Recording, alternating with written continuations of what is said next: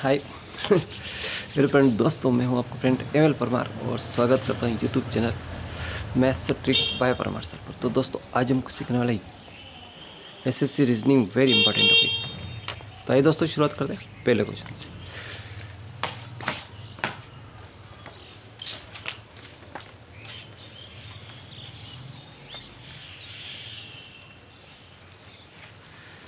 देखिए दोस्तों, पहला ही क्वेश्चन अपना है आदमी, दिन एवं वर्क।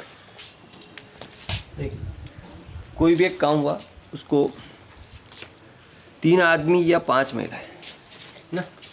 अपना टॉपिक है कि आदमी,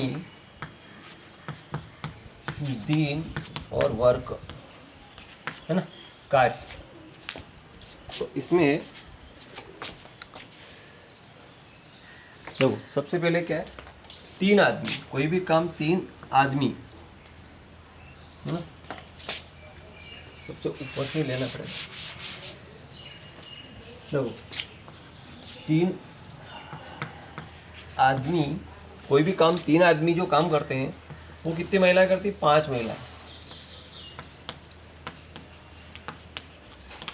3 आदमी जितना काम करेंगे वो कितने महिलाएं करती? 5 महिलाएं। यानी कि अगर कोई भी काम 3 आदमी से कराओ या 5 महिला से कराओ, ये काम बराबर करता है।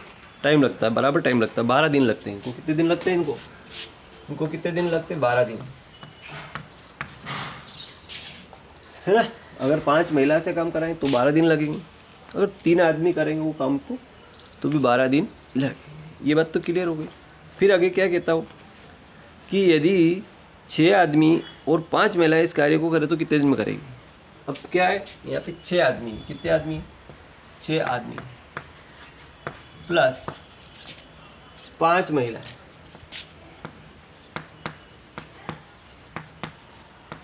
अब ये कितने दिन में करेगी उस काम को? 6 आदमी और 5 महिलाएं।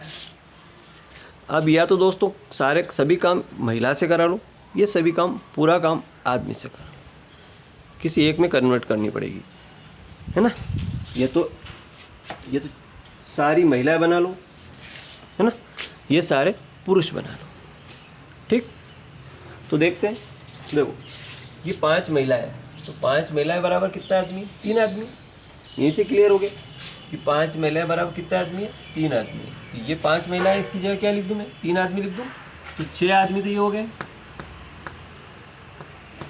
6 आदमी प्लस 5 महिलाओं की जगह क्या लिख दूं? 3 आदमी। ठीक है, तो अब कितने? दोनों आदमी हो गए, तो 6 3 कितने हो गए? 9 आदमी हो गए मेरे पास। कितने हो गए? 9 आदमी हो गए। अब ये किसी काम को माना कि x दिन में पूरा करेगा। कितने दिन पूरा करेगा?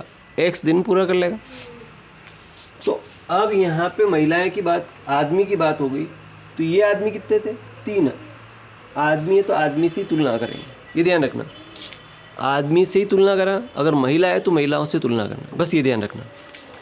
तो अगर अपने आदमी में कन्वर्ट कर लिया है इसको, महिलाओं का हटा के, कि 5 महिला बराबर 3 आदमी यहाँ रख लिया, तो 6 ने 3 9 आदमी हो गए। जब आदमी 9 हो गए तो 3 आदमी से तुलना करेंगे। तो ये 3 आदमी है और ये किसी काम को कितने दिन में करते हैं? 12 दिन में करते हैं। ये अपनी एक इक्वेशन बन गई। अब देखिए, अपनों को करना इस x का मान निकालना है। तो ये तो 3 है ही सही, 3 गुणित 12, 3 गुणित 12 बट्टा क्या हो जाएगा? 9। 3 3 3 9 और 3 से काटा तो 4। यानी कि ये जो x बराबर कितना आएगा? 4 दिन में काम को पूरा कर लेगी। कितने दिन में पूरा कर लेगी? 4 दिन में काम को पूरा हो जाएगा। दिख रहा है टोटल? हाँ, तो कितने दिन में काम को पूरा कर लेगी? 4 दिन में काम को पूरा कर लेगी। आई होप के समझ में आ गया होगा। ठीक है, या तो उसको आदमी में कन्वर्ट करें या महिलाओं में कन्वर्ट करें, बस ये एक चीज़ ध्यान रखें। अगर आदमी में बनाया तो सारी चीज़ को तुलना भी आदमी से करें। अगर महिला बनाया तो महिलाओं से तुलना करें। अब यहाँ से आदमी हो सकते हैं, बच्चे हो सकते हैं, है ना, कोई भी हो सकता है, लड़कियाँ हो सकती है ना, वो कुछ भी कह सकता है। आगे देखिए, क्वेश्चन और देख लेते हैं।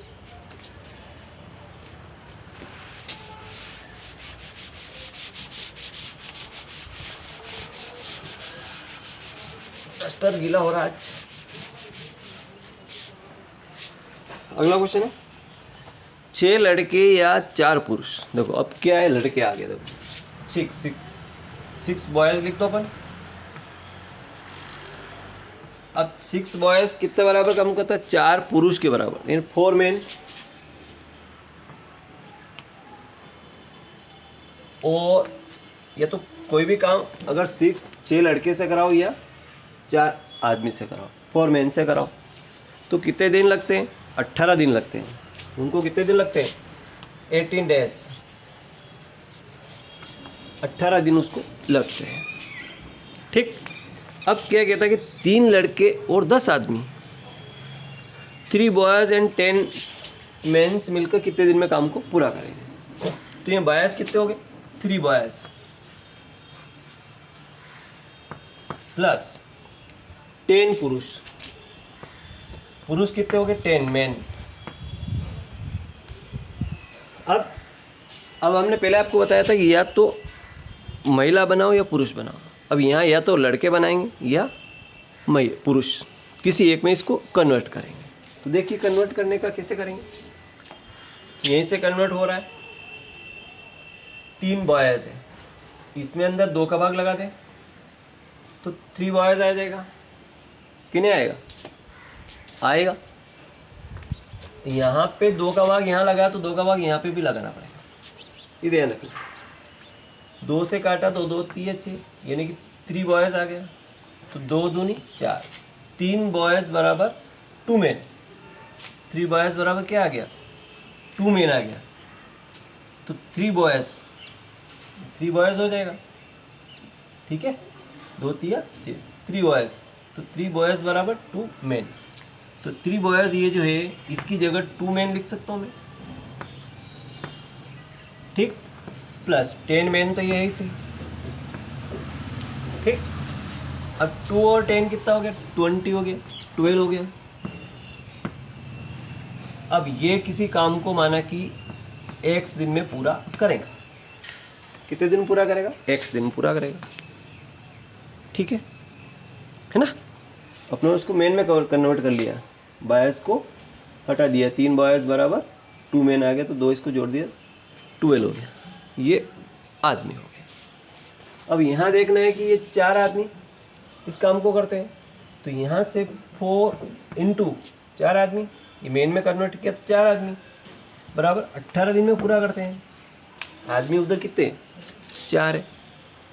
ठीक, अब अपनों को x का मान निकालना है, तो 4 इंटू 18/12, 4 से काटा 4 3 12, 3 से काटा 3 6 18, यानी कि 6 डेज। काम कितने दिनों पूरा होगा, 6 दिनों पूरा हो जाएगा। आई होप की समझ में आ गया होगा। देखते हैं 6 डेज में काम पूरा हो जाएगा, है ना। 6 दिन में काम को पूरा हो जाएगा। तो इस तरह से बड़े आसानी से अपन क्वेश्चन को सॉल्व कर लेते हैं। एक क्वेश्चन और देखिए, अगला क्वेश्चन और देखिए, इसी दिन और कायदे वाला क्वेश्चन है जो आपकी एग्ज़ाम में आता रहता है। तो इस तरह के क्वेश्चन सीख गए हैं, तो अगला टाइप लेते हैं। देखिए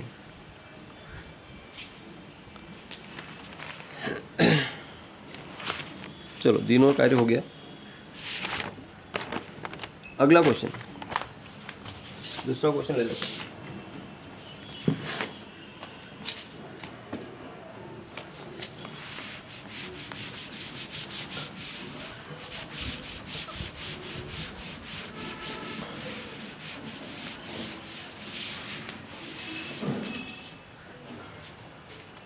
अगला देखते हैं। देखिए अब चक्रवृद्धि ब्याज का क्वेश्चन है कि किसी धनराशि पर 5% वार्षिक दर से 2 वर्ष के लिए साधारण ब्याज और चक्रवृद्धि ब्याज का अंतर 160 रुपये होगा।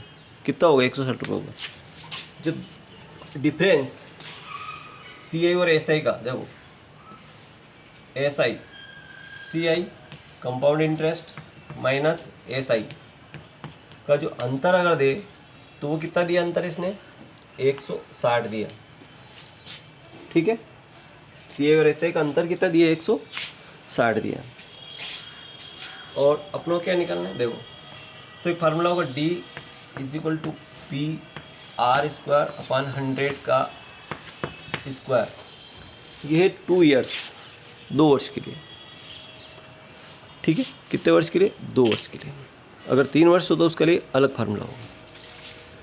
तो अपने ये 2 वर्ष दिया। डी डिफरेंस कितना है, 160 लिख दो यहाँ पे। पी तो अपनों को ज्ञात करना ही है। आर दर यहाँ पे दे रहा है कि दोस्तों 5%, तो 5 × 5 नीचे 100 × 100 आ जाएगा।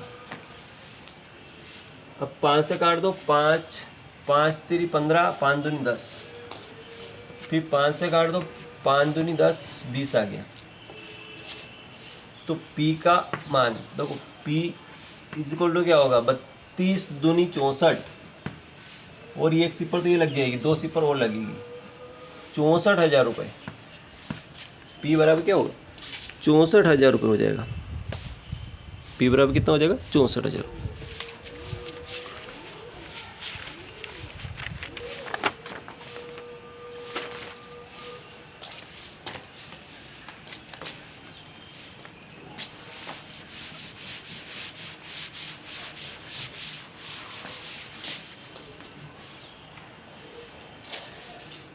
अगला क्वेश्चन है कि एक संख्या को 36 से भाग देने पर 19 प्राप्त होते हैं, शेषफल आता है। उसी संख्या को 12 से भाग देने पर क्या शेषफल आएगा।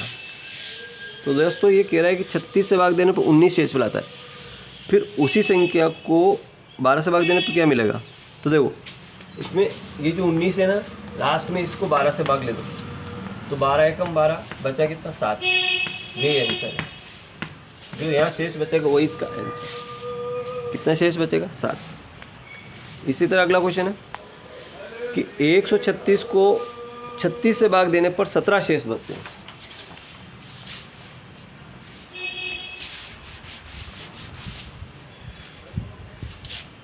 तो 36, इस 36 को ही आप 17 से डिवाइड कीजिए, 17 दूनी 34, कितना बच्चा, 2।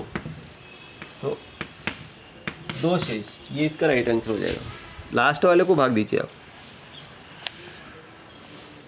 अगला आ रहा, किसी संख्या को 156 से भाग देने पर 29 शेष रहते हैं। प्रश्न कुछ इस तरह से है, किसी संख्या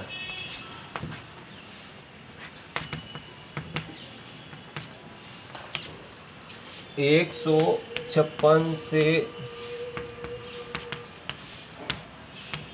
भाग देने पर 29 शेष, ठीक है।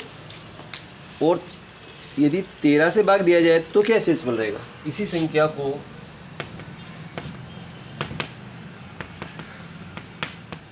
13 से भाग देने पर क्या शेष रहेगा, ये पूछा इसमें। तो 156 से भाग देने पर ये 29 शेष रहता है, ठीक है। तो उसी संख्या को 13 से भाग देने पर क्या शेष रहेगा। तो ये जो 29 शेष है ना, इस 29 में ही 13 का भाग लगा दीजिए, इस 13 का भाग लगा दीजिए। तो 13 दूनी 26, 3 बचे, 3 शेष रहेगा। कितना शेष रहेगा, 3 शेष रहेगा। बड़ी आसानी से आप निकाल सकते हैं बिना कुछ किए।